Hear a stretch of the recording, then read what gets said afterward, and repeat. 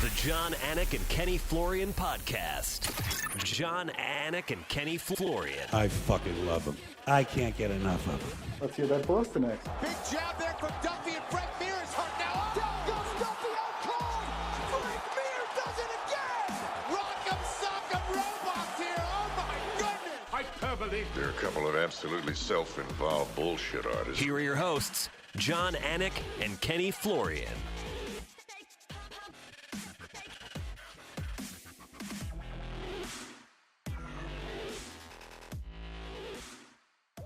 Oh, it is great to be back in the United States of America and to be looking at Kenny Florian on a Monday, September 28, 2020. I feel like I've already lived my Monday.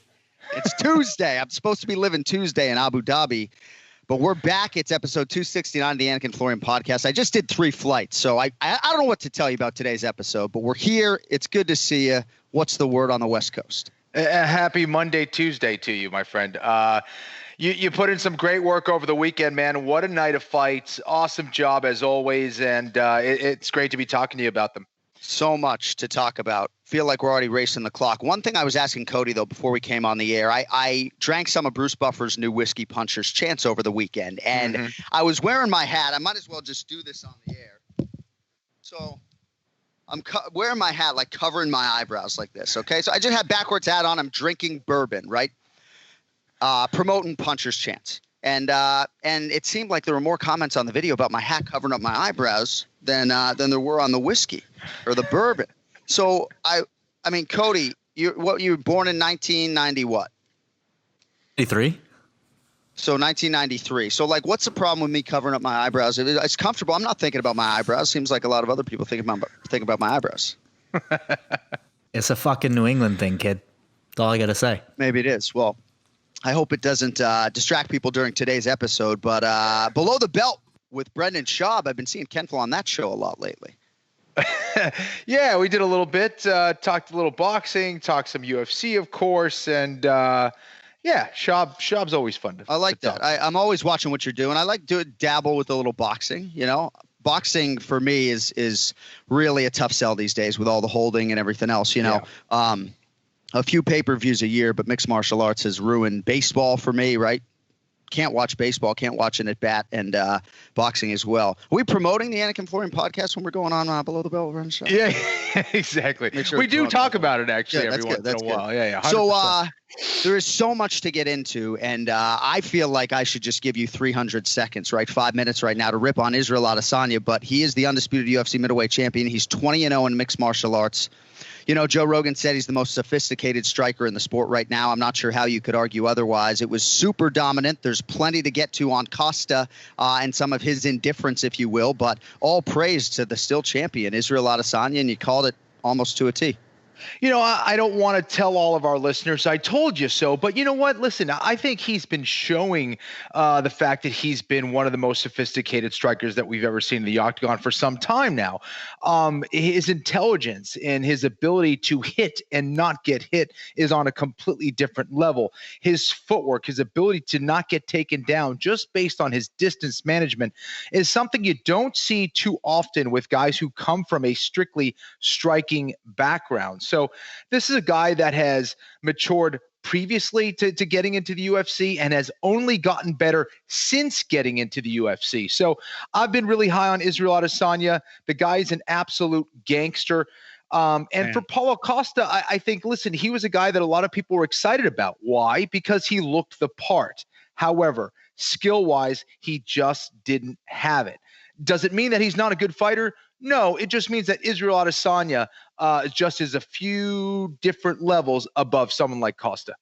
And I think that it comes down to the skills, though, because for Paulo Costa, this was such a listless and surprising performance. And we're not done on Israel Adesanya, I can promise you that. But you know, Costa trains too much, Kenny, right? He wants this too badly, right? Like hunger is the least of his problems. And I think that's part of the issue. He has wanted this so badly from such a young age.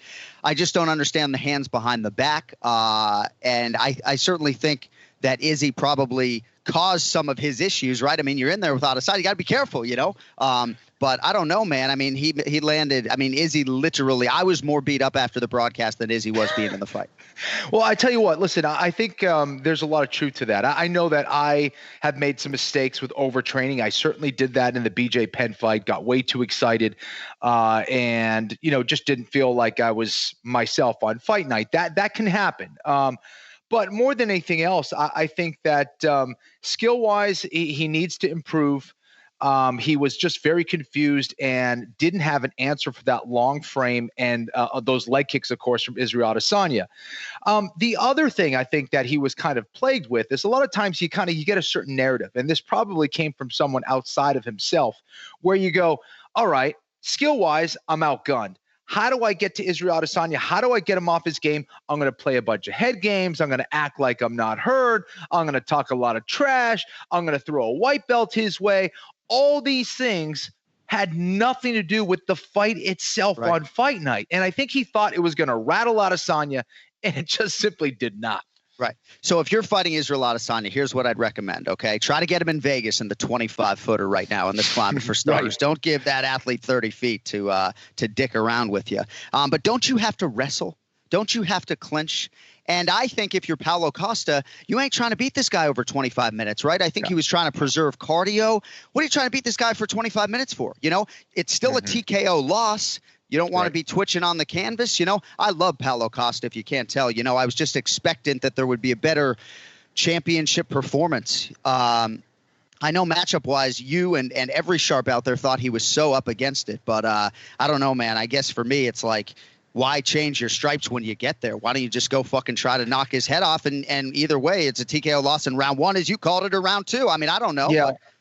Is that just a fan's view that's very ignorant, or what? No, I think that's it's something that I think a lot of people expected. When you see a guy in Paulo Costa and he faced a juggernaut in Yoel Romero and really didn't take any steps backwards at all. He was always in Romero's face.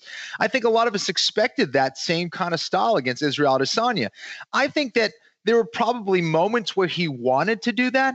But Adesanya is a fucking computer, man. He's so good at reading you. Every time Costa wanted to come forward, Israel was feinting or kicking the shit out of that lead leg, and Costa just didn't have an answer for that. So I think that, yes, he was probably a little bit more cautious in his approach than previous performances. I'm not sure that would have helped necessarily. Again, you only know by trying it, but I think it would have it probably would have ended maybe a little bit quicker. It's possible, but also it could have allowed him to at least land some shots at Adesanya.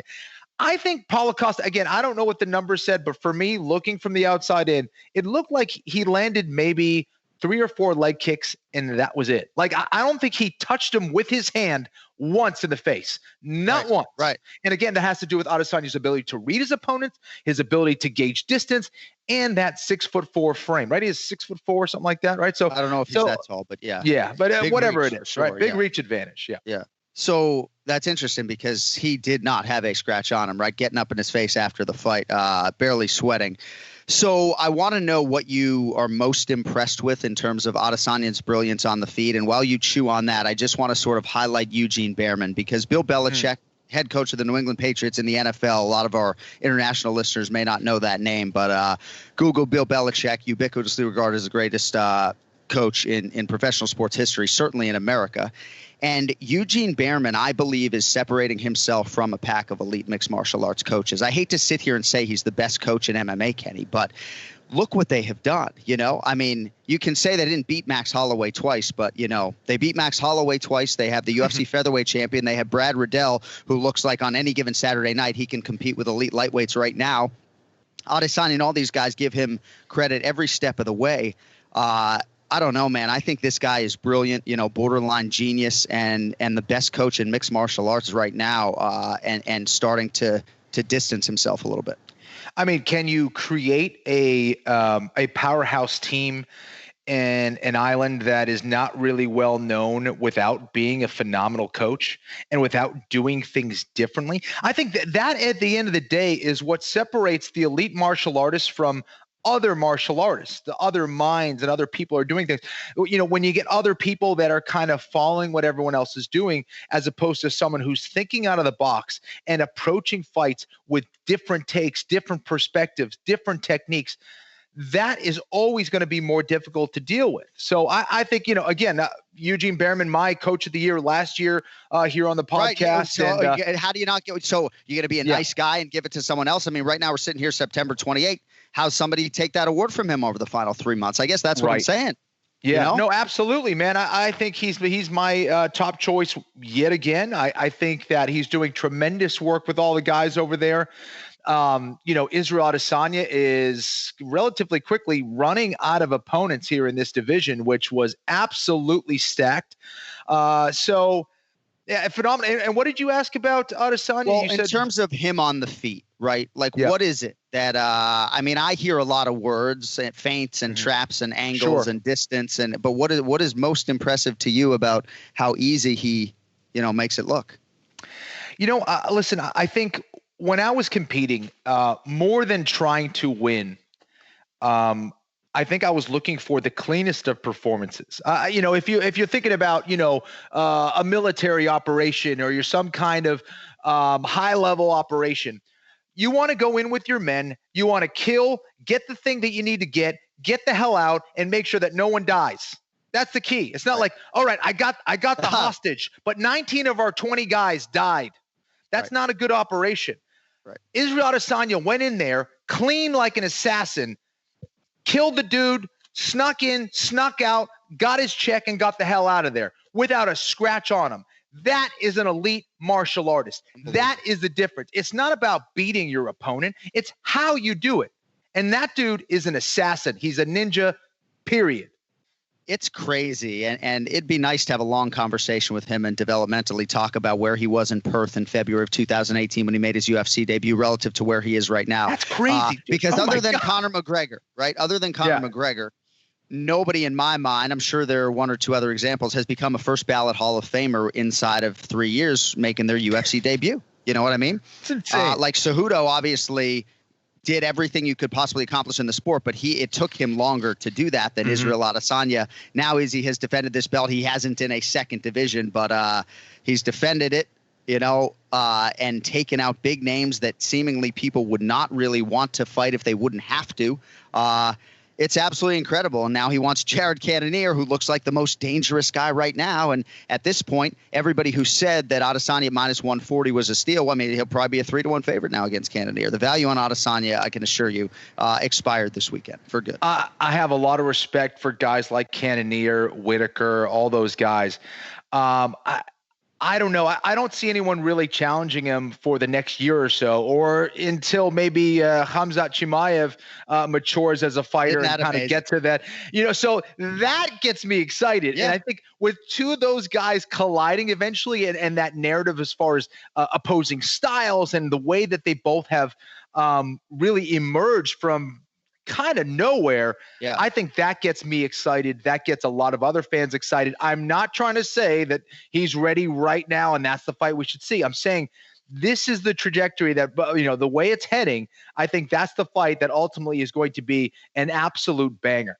Cody, while we're talking, please look up the UFC middleweight top 15 and then tell me who you think is the best wrestler in that 85-pound division. So Shane Young on Embedded was watching Israel Adesanya, and you were watching organic reactions from his teammates, Ken-Flo, and they're like, oh, my God, like this dude can do that now? Like, man, Paulo Costa might be in some real trouble this weekend, and he's not getting worse, man. He is so special in every sense. And for our viewers, I will say, I just came home to this. He's the cover boy, obviously, in EA Sports UFC 4. And certainly no EA curse, as he so eloquently put it over the weekend. I will also say, too, and if people think that I'm being paid to do this or this is a PR stunt, it's not that. But, to watch him walk back to our cabin and give up his first-class seat to one of his coaches, that's what it's all about, too. And yet people want to sort of find fault with that for some reason. He did it out of the goodness of his heart.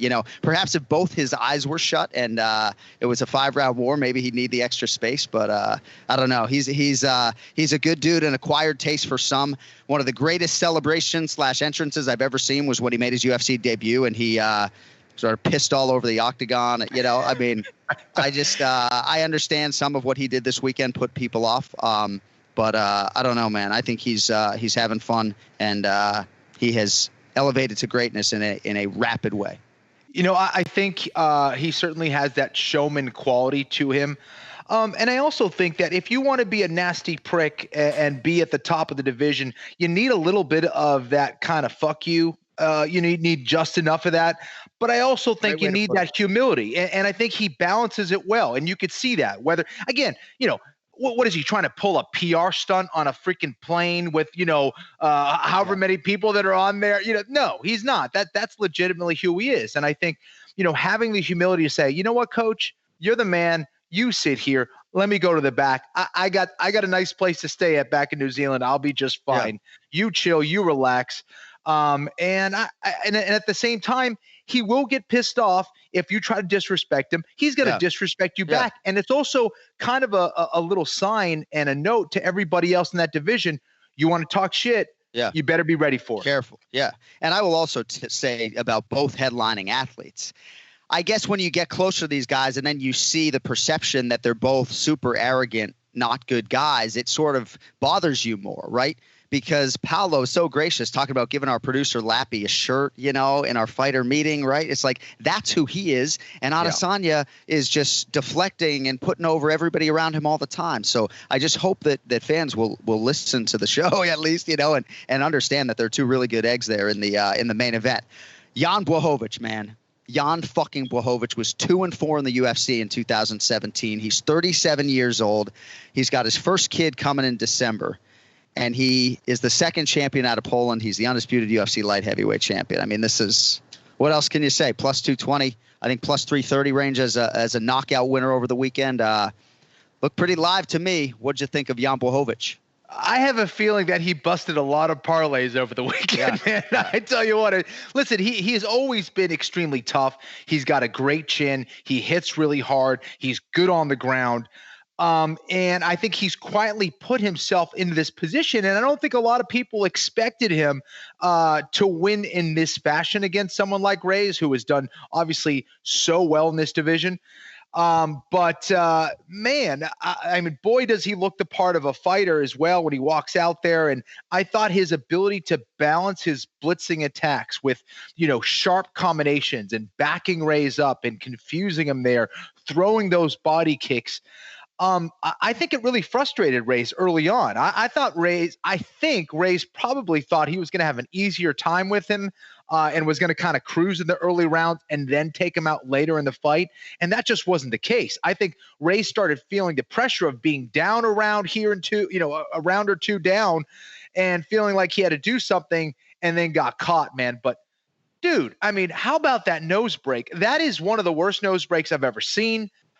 It was nasty. And from there, the fight was essentially over. But great to see a guy, an underdog in Blachowicz, get a win like that over a really good athlete and fighter in Reyes. And, you know, we've injected a new conversation in that division. And, man, what a fight. What a win. So to make you feel better about the nose, he actually, at least at first, put it back in place himself. And I saw him at breakfast. So, but no, he said Jan just fought an awesome fight. And I'm telling you, when we sat down with Blachowicz, it was like ball game. I mean, with respect to Reyes, you know, Reyes just, you know, and I say this with all due respect, but I think he would have liked to have more time to prepare than 6 weeks for a championship fight, and hard to blame him. But when I brought that up with Jan, he said, you know, it sounds an awful lot like an excuse to me. And Jan was just ready to go, man. Like you mentioned the walk, and it crystallizes everything for me. It's like fighter's fighter, been there, done that. You know, Dominic Reyes was 15 years old when he made his pro debut. And I also think, too, these fight environments, certain fighters really end up shining and certain fighters don't, right? Mm-hmm. It's totally different, Ken-Flo, than walking out at the fucking TD Garden to fight Gray Maynard, right? When Bruins jerseys everywhere and everyone's shouting Ken-Flo. Jan walking out in this environment, I don't know. I think guys sometimes need the crowd to sort of be like, all right, man, you know, to put, you know, because Reyes' biggest criticism of himself was that he didn't pull the trigger. And I think when the crowd's there, sometimes guys have less of an issue pulling the trigger. I don't know. I agree with that. I think that definitely is a factor, and obviously that's going to differ based on what kind of fighter it is, what kind of fighter they are, and kind of what gets them going.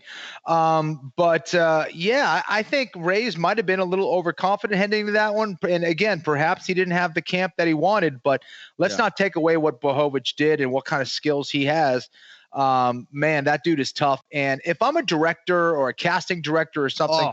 Like, go get that dude and make him a scary guy in a movie, like, quickly. Like, he is, like, the perfect dude. He just looks like a fighter. Like, if he's walking down the street, that's not the dude you want to, push. Like, he has that aura about him. He looks like he's, from a family of warriors for centuries. Yeah. So he definitely has that in his blood, and it was a tremendous performance, dude.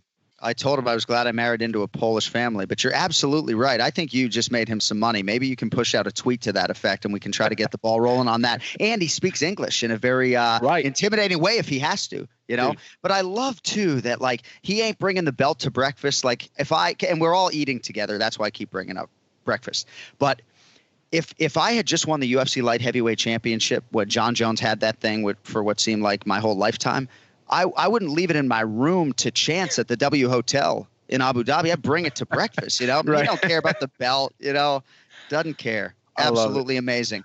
And yet the first thing out of his mouth is not like, this is the greatest moment of my life. All he's thinking about is John Jones. And I think it's that type of competitiveness that is obviously going to serve him well as champion. It's not going to be John Jones, unfortunately, I think, for Jan. And it'll be Glover Teixeira or Thiago Santos. Thiago Santos, I think, is very interesting. They fought once before and had trained together since, so a lot of familiarity there. And I'm telling you right now, if the Glover Teixeira that beat Anthony Smith shows up against Thiago Santos, then that guy's probably going to challenge for the belt, because that Glover was the best Glover I have ever seen. And if he put another training camp on top of that one, I'm interested in this division. This is exciting to me, I agree. Listen, I think Glover looked fantastic his last fight. I think he fought with a passion that we had not seen, or I hadn't seen in a little while. And with Thiago Santos coming back, I mean, obviously he's got a knockout win, right? He beat Blachowicz by knockout, I believe. And I think that makes things intriguing. So I think this is a good thing for this division. I really do. And I think Blachowicz is a good guy who fights in an exciting manner, who's going to deliver some high-level championship fights. And I know Paulo Costa wants to stay at 85, but I did say to Captain Eric Albarracin that I'd like to see him just take a quick fight at 205 and try to get a W and try to sort of change the narrative a little bit. So we'll see if they heed my advice, which they won't.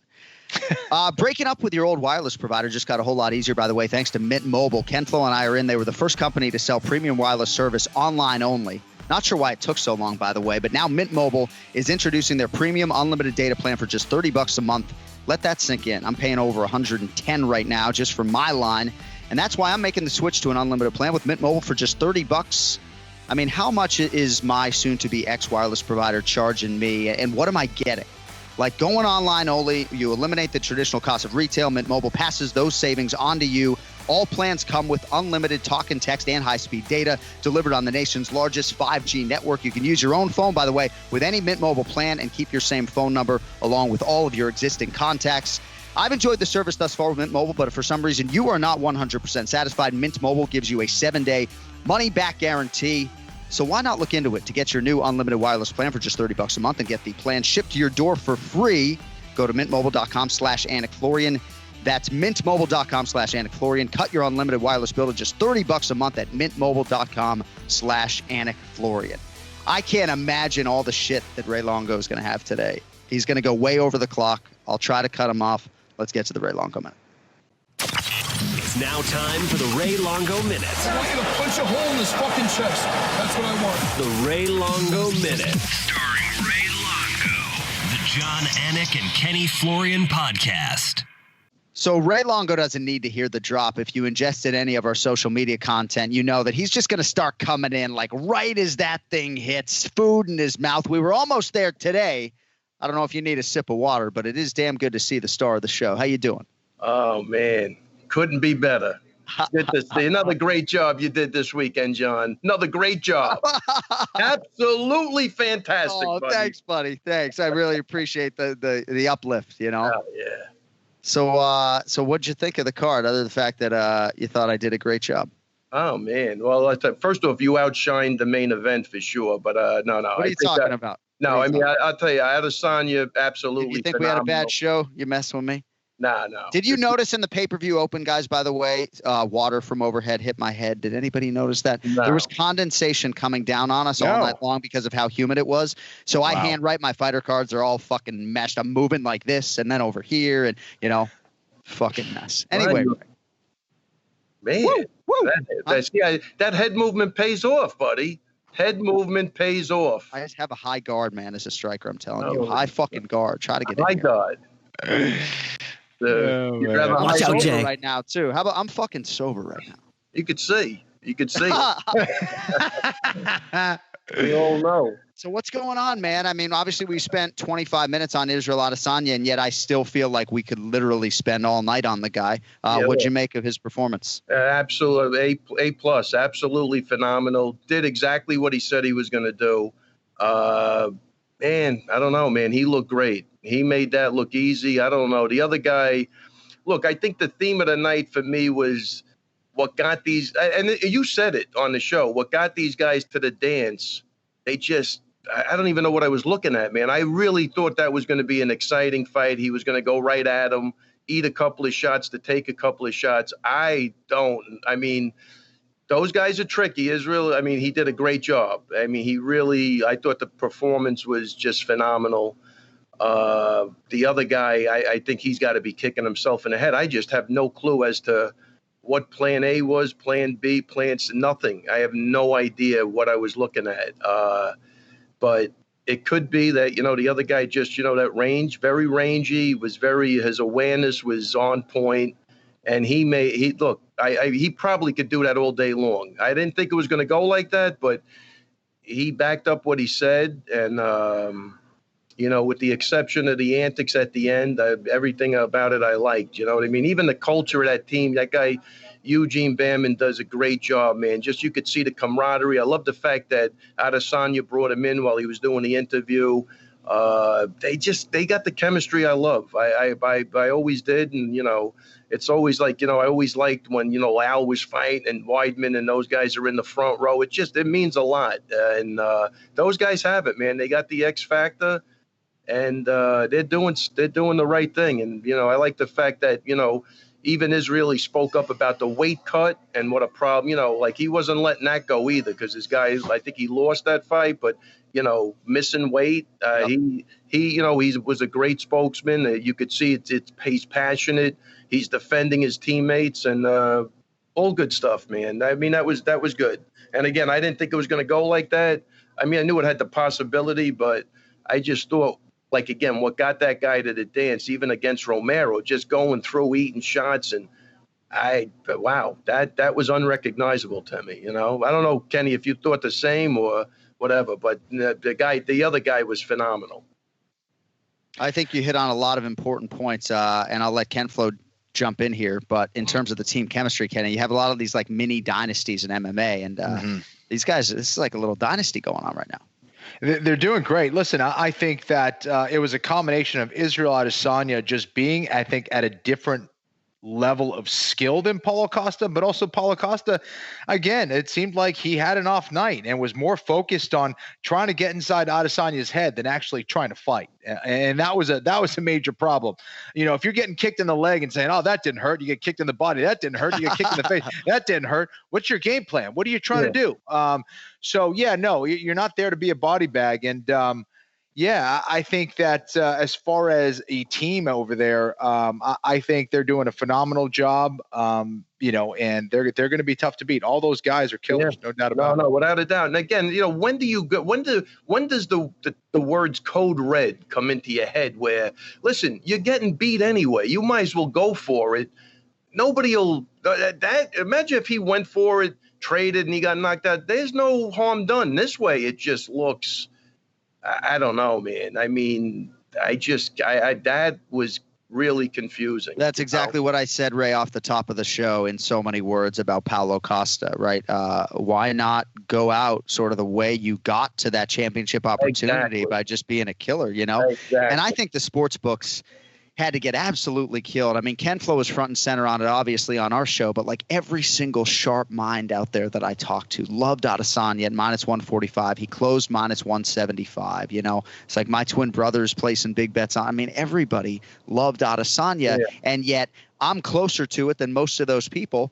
And I thought it, I mean, what the fuck do I know? But I don't know. I really feel like when I look at this middleweight top 15, that Adesanya beats most of these guys 8 out of 10 times. And I think most people think Chris Weidman is the guy in this 185-pound division. Like, who's the best wrestler at 85, Ray, right? Go look at the top 15. This is not a division that is drunk with great wrestlers. And I'm just not sure how you're going to outstrike this guy consistently. Like, and then you got to beat him twice, right? Rematch clause. Like, best of luck beating this guy twice if you're a kickboxer right now.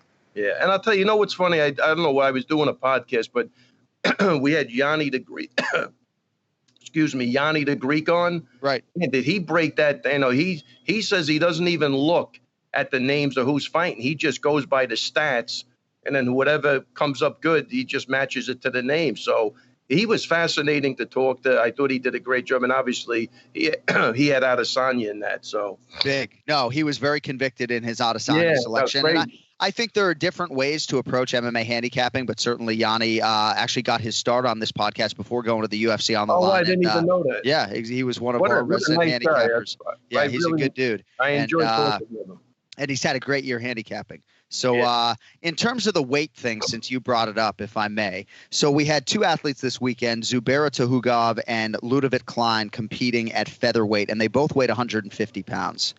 Now, 2 separate cases, and I know Israel Adesanya sort of took issue with both of those cases for different things. One fighter maybe having the resources he thinks to make the number. Ludovic Klein is the first Slovakian fighter in UFC history. He got the call on short notice, right? But I do believe in this climate, and I hate to generalize, but short notice fighters, right, should be ready to make weight. Everybody's trying to barge the door down right now in the UFC. So to miss by that much for Ludovic Klein, I didn't think was a great look. And then, of course, you get the head kick knockout on Adesanya's teammate.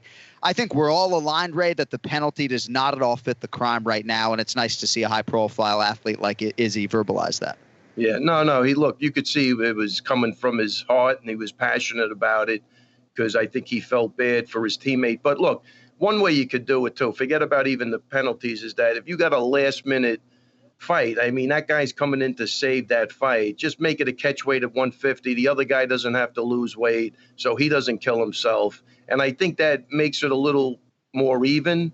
And if you can't do that, then just, don't do the fight. But it's a big difference, man, when a guy doesn't have to make those last 5, man. It just is, and that's what really sucks, man, because, that guy goes home with a W. The other guy, he wanted to fight. He held to his end of the bargain. And again, it's no different. I had this conversation months ago, but it's another form of PEDs, man. It's a big advantage that you're having. 5 pounds is a huge advantage. And 1 pound can be a huge right. Kenny, advantage. I was going to say, imagine if Kenny could have weighed 48 for the Diego Nunes fight instead of 46, right? Right. It was one of the worst days of my life. I was at a party just waiting for the news that he had made weight in Vancouver.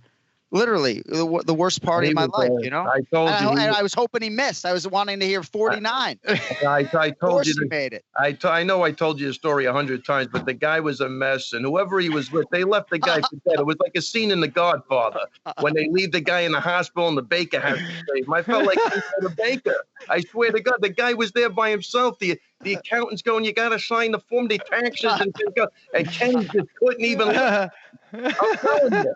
I had to tell the guy, buddy, take a fucking hike, man. This guy can't even move. And I'm telling you, he doesn't even look at me. I'm sitting there with Weidman. He doesn't even look at me. I feel his hand tapping my leg saying thank you. That's exactly what it was. But he was banged up, and this guy was asking him for, your Social Security number. Was worse than the neurological test they give you in New York, where you got to remember the words. Your Social Security number. My team left. My team left me because they didn't want to be an accessory to murder. Is what it was. They were like Kenny said, he's on his own. If he kills this guy, he's good. Yeah, who were you with? Jonathan? Who was that guy? Chamberlain? What's his name? Chamberg. Exactly. Yeah, Ross, my brother. They left me for dead.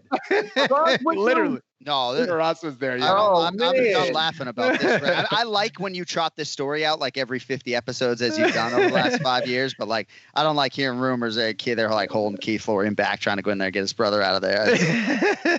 Let me tell you, man. I'm telling you. All's well that ends well. Look at him now. Look at him now. When he touched you in that moment, he was really reaching out to say, hey, in 4 years, I'm going to start a podcast. I'm going to need you on every single fucking week for the history of the show. Yeah. So I have a couple other things written down. But seriously, in terms of engaging me on this wrestling angle, right? I really do believe that I think Chael Sonnen said Weidman and Woodley are maybe the biggest challenges for Adesanya. I mean, you guys got to win some fights, Ray, and see if Chris can position himself for this fight. I mean, he mentions Weidman and Woodley. They, like you say, they both have to. They got to get the fire back, the both of them. Well, right. I mean, Woodley is not a great example at present. Right. Yeah, right. I mean, to make that statement after, that loss to Colby, I don't know what he's talking about. Of course. We get it. They're both great wrestlers, and that's what it looks like is the recipe is, to beat this guy. But man, this guy's on fire and he gets it. You know what I mean? So that's not an easy out for anybody. So I got to spend some time with Matt Serra, and as soon as he said gluten-free, it actually didn't happen until we were at the airport lounge boarding the flight back to Vegas. But of course, he said gluten-free, and I said, stop right there. Because he was going to go look for some gluten-free snacks. I said, Ray said you would definitely say gluten-free at least once in front of me on the podcast last week. And so he didn't like that. I said it before. The guy's what's known in the business as a repeater. Gluten-free, gluten this, gluten that. Do you have the gluten? Is it gluten? The guy doesn't stop. He really believed that this is something new. That there's cookies and shit without gluten in it. That they have gluten. To him, gluten is the new concept to him. He just doesn't stop. So a couple other things I just wanted to highlight, and then you can take it anywhere you want to before we let you out of here in 6 minutes. I mean, I got to go do bedtime right now, right? I mean, Brandon Royval, we were not going to finish this episode without talking about what was the fight of the night between him and Kai Kara-France at flyweight. And with Davis and Figueiredo running this division, Cody Garbrandt fighting for the title, and the way these guys move around and all the skills, I know Royval has a style that maybe doesn't seem sustainable for a championship rise, at least right now. But man, was that a great fight. And again, the more I watch this division, the more I think, thank God it's still here. Yeah. Oh, no. What a great fight that was. And the guy's just a absolute Mad Hatter. He's got good way to put skills, it. You know what Why I mean? don't you text me Mad Hatter in the fight and help me out? Oh, sure. Next time. I had Ian Parker text me. How about a text from Ken-Flo and Ray Longo during the show? It's like fucking credit you even. No, the guy was. He is a Mad Hatter. He's going to have to calm down a little bit, but it almost works for him. He creates that chaos, and then anything can happen. But he did get hit with that one right hand. But man, he's just a game kid, man. And he's that choke was tight. Looks like he's got really good jiu-jitsu. I think he tightens up a couple of things, which he self-admitted, which is better. Like he said, he couldn't even make the correction in between the first because he's such a Mad Hatter. He couldn't even control himself. Yeah. But he went out there and he's exciting as hell. He's always going to be exciting. That's why I say, imagine giving this guy a title shot and he doesn't go after. Oh, right. That's a great point. See, that's the problem. Like, this is what got him there, is just being crazy. And he is technical, don't get me wrong, but he is just willing to throw caution to the wind, man. And for right now, that's working really good. I agree. I mean, how many times do you see a guy get dropped and go, you know what I'm going to do? I'm just going to throw a spinning elbow. I mean, he's a savage. I love that. And he's nonstop attacking on the ground, on the feet. This kid is trying to take you out. Full stop. There's amazing. And Kenny, there's a thing like you're against the cage and you're getting hit and you take a wild swing. This guy spin back elbow on money. Yeah. Like crazy. That's a technical technique. You know what I mean? That's not a haymaker. Yes. That guy put that thing. That was crazy. Crazy, man. So a lot of traffic there at Longo Weidman MMA in Garden City, New York tonight. But you're absolutely right. And this is a kid who now has 2 finishes in as many UFC starts and yet has beat himself up after both fights. I think that's what I like about him. He's really having a blast in there, and That's a competitor. But he's a competitor too. He's like, listen, I'm not satisfied. I want to keep getting better. That's awesome. Yeah. No, really, he seems like a great kid, man. He's got a man. You're always going to want to see this guy fight. He's on the map now, man. It's really, I'm happy for him. And Hakeem Dawodu, it's nice to see him get that split decision against Zubair Tukhugov for no other reason than Tukhugov missed weight. And Canada really needs somebody to carry that torch. I like the heavyweight Tanner Bozier quite a bit, actually, to maybe make a run to the top 8 or so and see if he can break down one of those giants that continues to stick around. But again, like if I'm a father in Canada, I'm pushing my son to mixed martial arts. I'm telling you, you can have that entire nation by the balls, bang out the Bell Center, Ken-Flo. I'm telling you, it's like, Ken-Flo walked down the street in Boston, like he probably signed 10 autographs. Walked down the street in Montreal, different story. I'm serious. I really feel like Hakeem Dawodu is one of the best fighters in that country right now. And these careers shift on a split decision like that sometimes. Yeah, and I'll tell you, man, that, just to mention that fight too, I don't know. That guy missed weight. And obviously it didn't help. The third round was mind-boggling. I mean, honestly, I would have given that a 10-8 round just to make sure he couldn't win the fight. That would have been my mentality. It looked bad, especially you're the dude who didn't make weight and you're running away the whole time. Seriously, get out of here. Yeah, he couldn't even engage him. The guy would shake his head and then still just start moving. Like I'm telling you, if I'm a judge, that's a 10-8 round. Yeah, I think you're right. I do imagine if that guy would have won the fight, that would have been awful, you know? No, I think that's the way that should be interpreted. Again, something I didn't think of on the broadcast, and again, something you could have texted me. You know what? I'm all over this. You're making me. I was knocking me off the top of the radar. I was really having a great day. You're bringing me down. I'll be all over that texting next time. Right, I appreciate it. Yeah. Anything else before we let you fly? So one other thing that Matt Serra said to me was that Ray is growing his hair, and I said, yes, I see that every week. It gets a little bit longer. I don't know what I'm doing. When is this pandemic going to end so I can get a haircut? Does anybody? Yeah, right. I know. Right. When's it going to end? I can't tell you that. You know, when I get a cut, though, I'm going to make a wig and put it on Matt's head, though. I think I thought with the hair. I'm like a toupee. I think you should leave it till like 2022, Ray. That's my opinion, but whatever. Could happen. All right, last thing, we got 30 seconds. Huh? What songs are you singing tonight to your kids for bedtime? What are you reading to them? I actually have to do an imaginary story almost every night for my 9-year-old Riley. I got like a book of them now, at least written down, titles. I forget most of them, but it's hard to come up with an organic new concept every night. And sometimes she'll bang on the story, She'll be like, yeah, not your best. And it's like, yeah, you then. No story tomorrow. And then she he's feisty tonight, Kenny. Very he is. Tonight. He is. He's been on a plane forever. Yeah, he's slap happy at this point. He's overtired. It's his second Monday in 24 hours or something. I don't know. Way to put it. You got anything else you want to say, John, before we get you off the show? Yeah, no. I was the host. I'm sorry. I screwed that up. Marab has a fight now against Cody Stamann. That's all. What 30 seconds. A great fight. Awesome fight. Worked with him last night. Looked phenomenal. Good. Love him. He's going to be in shape as usual. Hopefully we'll add some new things to his game. And that's a big fight for him, man. He's very excited. Super excited. And then Cody's a great guy. So I look forward to the challenge with Marab. So it's good. Awesome fight. All right, buddy. We'll let you go. Hey, thanks for being on time this week. We appreciate that. Wow, really? Just messing with you, man. Why are you sensitive this week for the first time in 269 episodes? I told you, I'm not sensitive. My ass is. All right, there you go. You and Adesanya get your minds out of the gutter. Notice Cody's out of the dark now. I know. Isn't that nice? Look, you got in the light. What were you doing, Cody? Trapped in the total darkness. Over there. I was in the dark because when you're an internationally good-looking media personality like me, you got to make sure that your camera lighting is good. Right now, camera lighting is not good. Fans are going to see this. I thought it was coming from one of those float tanks. I thought you had your mic set up in there. Well, I did want to say one thing though, because John, you said that your daughter bangs on your stories. I mean, yeah, that's kind of been your MO tonight. Yeah. I wonder where she gets it from. I should have never brought him up. I'm sorry, John. Let me get out of Hey, well, we've taken enough of your time tonight, but you get back to it, and we're gonna talk to you in like 6 days or so, my man. Let me but thank tell you something. Next Monday can't come soon enough. How's that? My man. And you My take man. care of yourself this week. Check is in the mail. I want you to get some rest. I'll call you this week. All right. See you, Ray. Take care, guys. Raymond, Peter, Longo, every week here on the Anik and Florian podcast.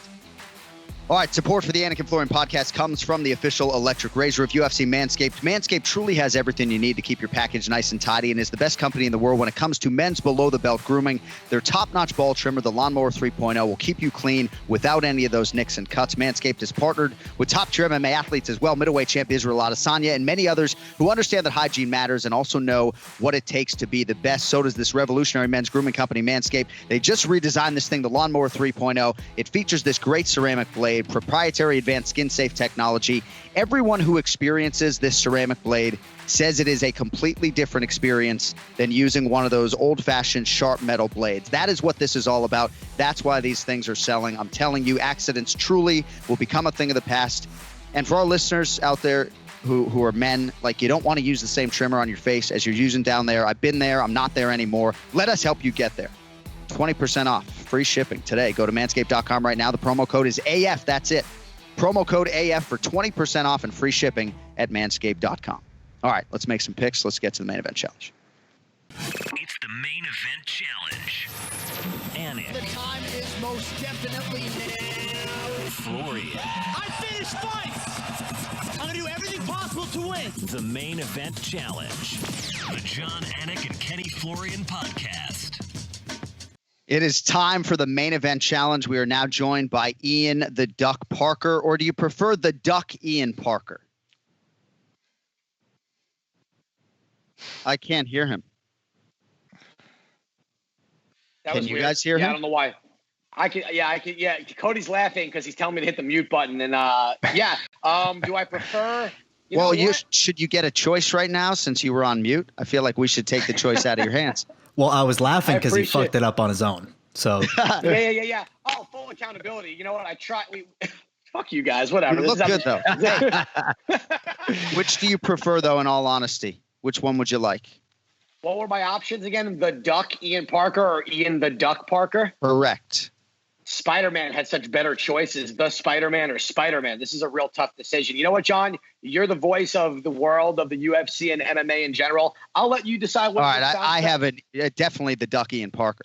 All right, then that's what we're going to do. Because Bilal goes, Bilal, remember the name Muhammad. And sometimes I'll take the liberty in our combo features, Ken-Flo, to put the nickname ahead when I think it sounds better. And you'll notice Joe Martinez sometimes. Fighters sometimes are very specific as to how they want that said. But I do think that Joe Martinez in particular does take liberties to – he's like, dude, this sounds much fucking better on the front. That's where I'm going to say it. I also feel like the Duck is a lot shorter. Ian the Duck Parker than Bilal. Remember the name Muhammad. By the time you're done with him, fight's already over. Yeah, no, I get it. I like now, his nickname. with Kenny's nickname, it had to go in the middle. Right? You ain't going to be Ken-Flo, Florian. You got worst nickname ever. Come on now. Don't make me get my one more round shirt right now with Ken-Flo going right down the back middle. Well, let me ask you a question, Kenny. If you had a choice of a nickname, what would it have been? Since, your nickname is really not obviously super exciting, but, Super jacked Florian. Kenny, super jacked Florian, something like that, maybe? Totally. I think it just goes with my persona and body. But hey, listen, I want to know what happened. Did I lose this weekend? What did Ian get? I'm going to get to the standings. And for the record, my fight nickname would be the Anaconda, obviously ANIK. Yeah, Anik. Oh, that's good. That's so good. I guess you guys have all left the math up to me. As if I don't have so much shit going on. Brady Miller has abandoned the standings. So I honestly just know when I win the weeks and when I don't. And that one week where Kenny won like 12-0, I just went into a dark, deep depression and didn't even want to do the show the next week. So how do you know he won this week? Or how do you know you won? Because I had Hakeem not doing the last name. He had Zuba, and we both had the same thing for everything else. However, he had Israel Adesanya in the first round by KO. He won in the second round by TKO. All right. So, therefore, the Duck. Yeah, Team Anik wins the week 4-3. Dawodu is a slight dog, so the lead remains with the good guys, Ian. 124, 122. We're coming up on UFC Fight Night. Holm versus Aldana. Pretty lean this Saturday. We will have 4 selections for you today. First up in the welterweight division, this was our poll question. So Cody's going to chase those results because I am just not efficient today. Couple of roster staples, though, here, fellas. Former interim champ Carlos Condit, slight underdog, plus 115. Court McGee, the minus 135 favorite. That flip-flop. So we had it differently yesterday, but now it is Court McGee who is the favorite. Ian Parker, who do you like? On a betting standpoint, I'm not touching this with a 10-foot pole. I will tell you, at first I was kind of leaning Condit. I feel like he's got the tools to outwin on the feet, but Court McGee's got good striking. He's a smart fighter. He's the better wrestler. He's got great cardio. He'll probably grind this against the cage and hold Condit there. At one point when Condit was a huge threat off his back, I just don't see that being the case anymore. And he's got 5 losses in a row. It's a shame when you see a guy who is so exciting to watch just loss after loss and bad losses too.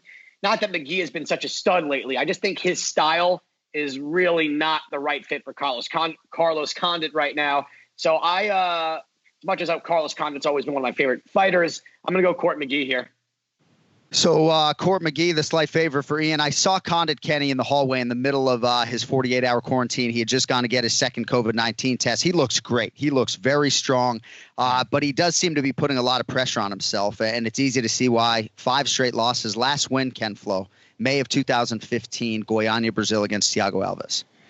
Court McGee, on the other side, 13 of his last 14 have gone the distance. Ken-Flo finished his fights. How about this stat for you today? I did this on the airplane. So Court McGee's last finish was nearly 10 years ago, October of 2010. Ken-Flo had a finish very close to that time against Takanori Gomi, but I digress. Ken-Flo, which way are you going here? Geez, you know what? I do like both of these guys, both tough dudes who have been around the block and then some. Carlos, he like Ian said, he was one of my favorite fighters, but he just constantly looks off balance and has been making really poor decisions during the fight, which absolutely kills me being such a fan of Carlos. Court McGee, I just think, I'm going to go with Court just based on the fact that I think performance-wise, he's just been the more consistent guy. So, I think this isn't out of reach for Carlos Condit, but I just think if I got to make a pick here, I got to go with the guy who's been more consistent as of late. And for me, that's Court McGee.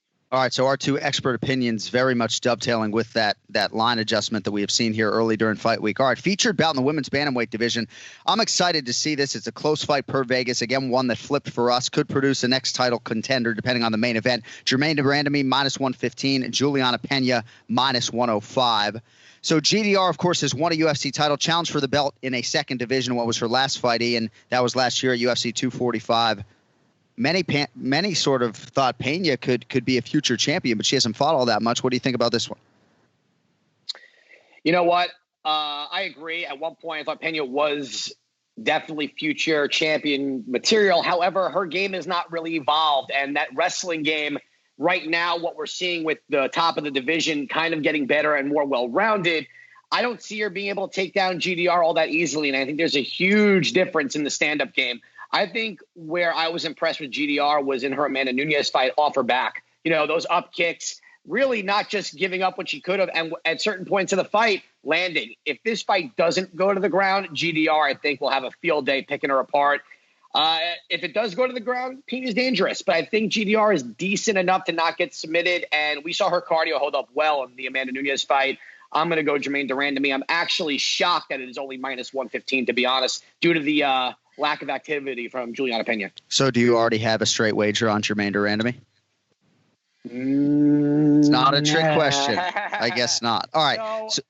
No, wait, hold on. My answer is no, because I'm hoping that enough people believe in Pena's takedowns that I can get GDR a little bit lower. All right, well, let me build up Pena and see if we can move the line up a little bit, Ken-Flo. So she has only lost 1 in her last 6. That was the main event against Valentina Shevchenko long time ago, January of 2017. She's only competed once since, but there was a time on this podcast where we talked about her as the meanest woman in MMA. So, back alley, right, versus octagon, different story. What do you think about this fight? Listen, I think Pena definitely has the skills to beat GDR. I just think that Jermaine Durandamy is going to be a handful on the feet. I think that before Pena's able to get her hands on her, I think she might be taking perhaps too much damage, or GDR is just going to be able to keep her on the outside for too long and win the fight in a striking battle. I think Pena has not improved her striking very much, to Ian's point. I do think that she does have the skills. If she can get it to the mat, she can get a TKO, perhaps get a submission. I just don't see it happening. I'm not willing to go that far as of right now. So GDR for the win. All right, Ian, you'll lead the co-main event, and then we will have Ken-Flo, who is trailing you at present, lead us in the main event, which I'm very interested to see where you guys fall there. Co-main event at heavyweight, Yorgan De Castro, prohibitive -260 favorite here against the +220 underdog, Carlos Felipe. We'll need the round, the method, guys. So, Ian, do you know what I mean when I say prohibitive favorite? Because a lot of people don't know what I mean. Do you know what I mean? That he's a heavy favorite? No. That's do you know what guess. the word prohibitive means? So prohibitive favorite means like you can't bet, right? So it means you can't bet on it, right? So Kenny, when I say Yorgan De Castro is a prohibitive favorite at -260, it's sort of me inserting an opinion a little bit, right? But I can sneak it in because a lot of people don't know what the hell the word means. It means that I don't necessarily think he should be priced that highly, and that maybe it should give you pause. And certainly when you have someone who's -800, you would use that adjective more often, maybe, when it would be so out of the realm of possibility, right? Like 800 to win 100. That being said, do you see any value on De Castro or Felipe, and which way you go? I'm just a little confused. So you went into this conversation probably knowing I wasn't going to know that word particularly, and you couldn't have just said, is he a heavy favorite that you wouldn't bet on? Instead, you made me look like a fucking dumbass for 30 seconds. No, that was not the intent. Well, you didn't. Well, I guess I want. No, I didn't. It's not like that's in my script. Is that? But I the word prohibitive is obviously in my podcast script. Yeah. So you're I do better at this than me. No, Like I've been fucking stumbling on my words all day. You know how much I love you. You're my little brother. The point is that I do believe when I use that word on broadcast, not a lot of people know necessarily what I'm talking about. Well, now everyone does, and now everyone's like, all right, well, we feel pretty stupid because we could have just fucking Googled it. If I was like Kenny, I had my phone while I was on the computer, I would have fucking Googled it and been like, oh, John didn't get me this time. But, yeah, so I think that's a pretty good good call. Yorgan De Castro is a heavy favorite that, I don't know if I feel comfortable betting on, especially at heavyweight at that point in the division where anything could kind of happen. But I do like him to win this fight. I think he could win by knockout in the second round. Still, it's hard to see a guy coming off of a loss be a favorite at that, especially in the heavyweight division where anything could happen at where they're both ranked. So I'm going to go Yorgan De Castro, round 2 KO. But to your point, prohibitive is a good word for it because I would not bet on that. Well, and I could be wrong on that, right? No, I don't think you are. I don't think you are. It's a hard number to lay down in a situation where guys are going to slug it out and anything could happen at heavyweight. So, Kenny, both of these guys were undefeated going into their previous fight. De Castro, pretty listless performance against Greg Hardy at UFC 249. Felipe lost his debut against Sergey Spivak. That was on Fight Island, though, so he did have experience competing here. What do you think about the co-main? I think Yorgan De Castro probably learned a lot in that last fight. I felt like he just did not let his hands go when he should. He seemed very timid, very hesitant. I don't think he's going to make the same mistake this time out. I think he'll let the hands fly. And if he does that, I do believe he should get the win. You got a round for me, kid? Oh, yeah.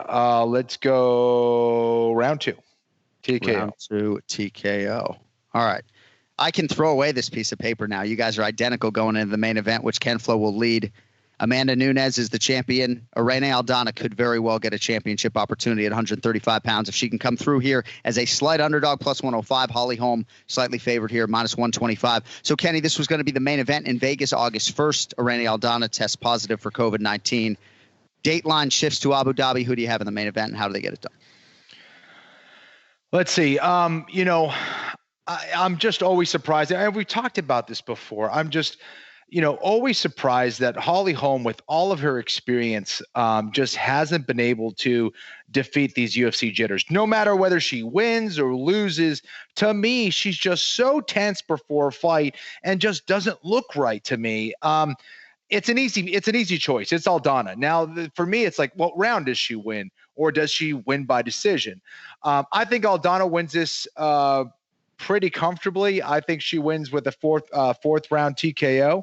Holly has a lot of experience, but I think Irina Aldana is an absolute gamer, man. She lets it fly when she's supposed to. She's fast. She's tall for the division.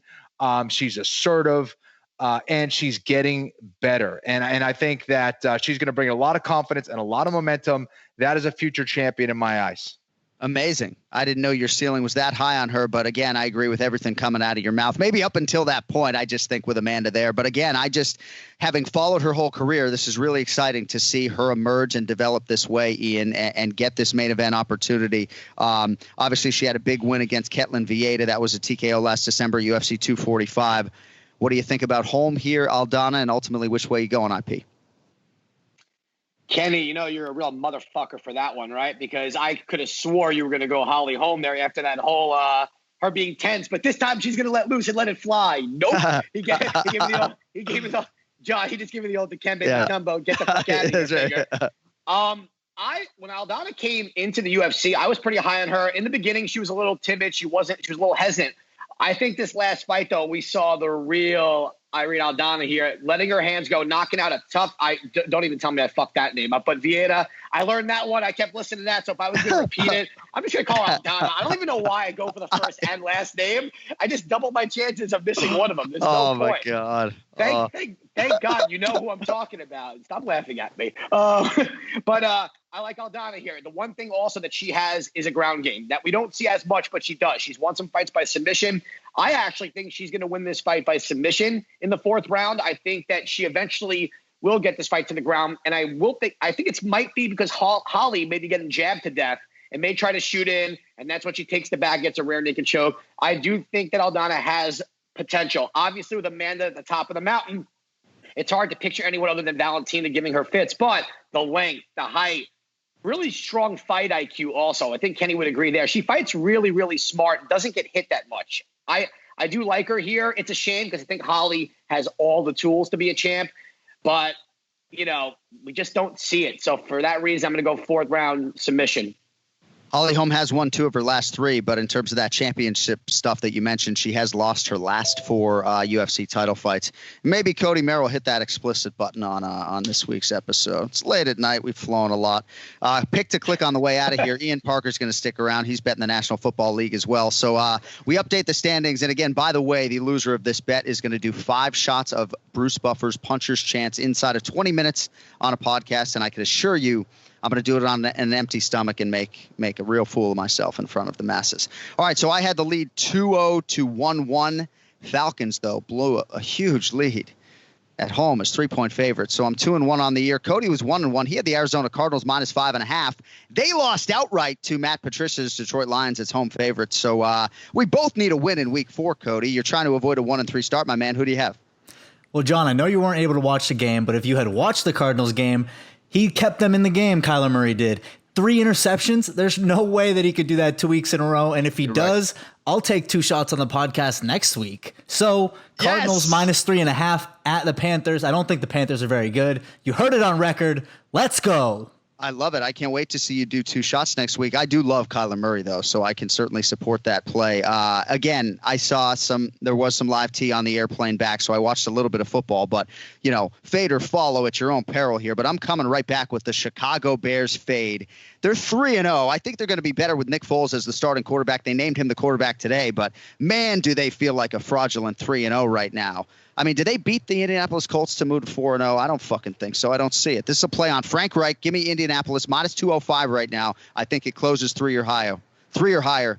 We're going with the Colts as my pick to click for week 4, and that's going to do it for this week. We thank our usual suspects, Ray Longo, Ian Parker.